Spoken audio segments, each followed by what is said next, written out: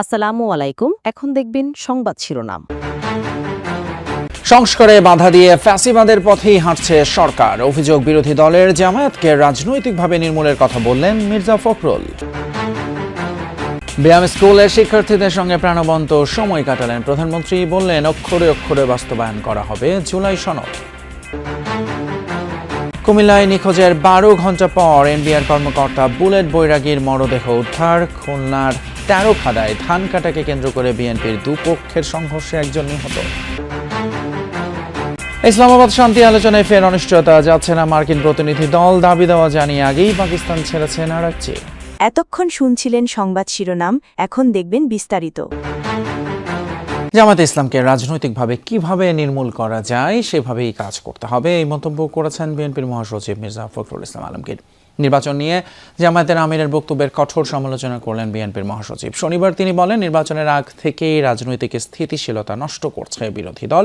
নয়াপল্টনে দলের কার্যালয়ে যৌথ সভা শেষে কথা বলেন বিএনপির মহাসচিব। জানান, 1 মে নয়াপল্টনে সমাবেশ করবে শ্রমিক দল। ঢাকা বিশ্ববিদ্যালয় সহ কয়েকটি ক্যাম্পাসে ছাত্র রাজনীতির উত্তাপ প্রসঙ্গ টানেন তিনি। শিক্ষার্থীদের আহ্বান জানান অপরাজনীতি পরিহারের। জামায়াত ইসলামের আমির তিনি বলছেন যে বিএনপি ইঞ্জিনিয়ারিং করে ক্ষমতায় এসেছে।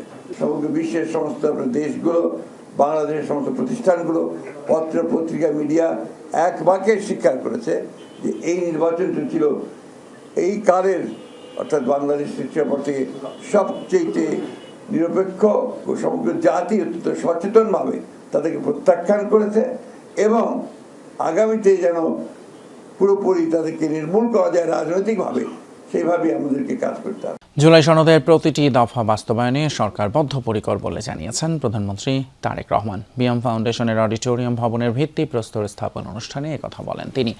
প্রধানমন্ত্রী বলেন, রাষ্ট্রের প্রকৃত মালিক যে জনগণ 2024-এর গণ অভ্যুত্থান তা আবারও প্রমাণ করেছে।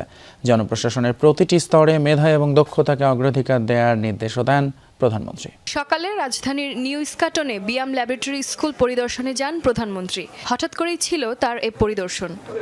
এ সময় তিনি শিশু শিক্ষার্থীদের সঙ্গে কথা বলেন, প্রাণবন্ত সময় কাটান। উচ্ছ্বসিত ছোট্ট শিক্ষার্থীরা ছুটে আসে প্রধানমন্ত্রীর সঙ্গে হাত মেলাতে, কেউ আবার এর আগে বিয়াম ফাউন্ডেশন প্রাঙ্গণে নতুন অডিটোরিয়াম ভবনের ভিত্তিপ্রস্তর স্থাপন করেন প্রধানমন্ত্রী। ফলক উন্মোচন শেষে দেশের সমৃদ্ধি কামনায় বিশেষ মোনাজাতে অংশ নেন তিনি। পরে অডিটোরিয়াম মিলনায়তনে আয়োজিত সুধী সমাবেশে যোগ দেন সরকার প্রধান মাননীয় প্রধানমন্ত্রী জনাব তারেক রহমান। বক্তব্যের শুরুতেই প্রধানমন্ত্রী স্মরণ করেন 24শে জুলাই গণ অভ্যুত্থানের চেতনাকে।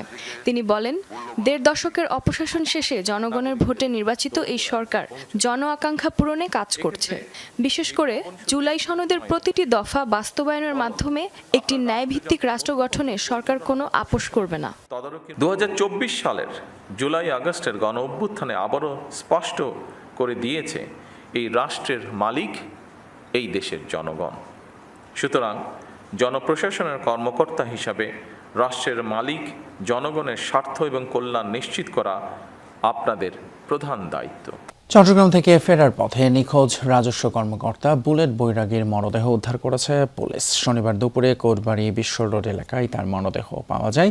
পুলিশ এবং স্থানীয়রা জানায়, কুমিল্লা সদর দক্ষিণ উপজেলার কোটবাড়ি বিশ্ব রোড এলাকায় মরদেহটি পড়ে থাকতে দেখে স্থানীয়রা পুলিশকে খবর দেয়। পরে পুলিশ ঘটনাস্থলে গিয়ে মরদেহ উদ্ধার করে ময়নাতদন্তের জন্য পাঠায়। নিহত বুলেট বৈরাগী কাস্টমস, এক্সাইজ এবং ভ্যাট বিভাগের সহকারী রাজস্ব কর্মকর্তা ছিলেন। তিনি চট্টগ্রামের প্রশিক্ষণ শেষে গত 24 এপ্রিল রাতে কুমিল্লায় ফেরার পথে নিখোঁজ হন। এরপর থেকেই তার মোবাইল ফোন বন্ধ ছিল। প্রায় 12 ঘণ্টা পর তার মরদেহ উদ্ধার হলো। হত্যা রহস্য উদ্ঘাটনে তদন্ত করছে পুলিশ। ইরানের সঙ্গে শান্তি আলোচনার উদ্দেশ্যে মার্কিন প্রতিনিধি দলের পূর্ব নির্ধারিত পাকিস্তান সফর বাতিল করেছেন যুক্তরাষ্ট্রের প্রেসিডেন্ট ডোনাল্ড ট্রাম্প। সামাজিক যোগাযোগ মাধ্যমে দেয়া এক পোস্টে এই তথ্য জানিয়েছেন ট্রাম্প। আলোচনায় অংশ নিতে আজই পাকিস্তান যাওয়ার কথা ছিল মার্কিন বিশেষ দূত স্টিভ উইটকফ এবং কূটনীতিক জ্যারেড কুশনারের। এরই মধ্যে ইসলামাবাদ ছেড়েছে ইরানের প্রতিনিধি দল। এর আগে পাকিস্তানের প্রধানমন্ত্রী শাহবাজ শরীফ ও সেনাপ্রধান ফিল্ড মার্শাল আসিম মনিরের সঙ্গে বৈঠক করেছেন আব্বাস আরাকচি নেতৃত্বাধীন ইরানের প্রতিনিধি দল। আল জাজিরা সূত্র মতে, যুক্তরাষ্ট্র ইসরায়েলের সঙ্গে ইরানের যুদ্ধ বন্ধ করতে তেহরানের দাবির আনুষ্ঠানিক তালিকা পাকিস্তানের কাছে পৌঁছে দিয়েছেন আরাকচি।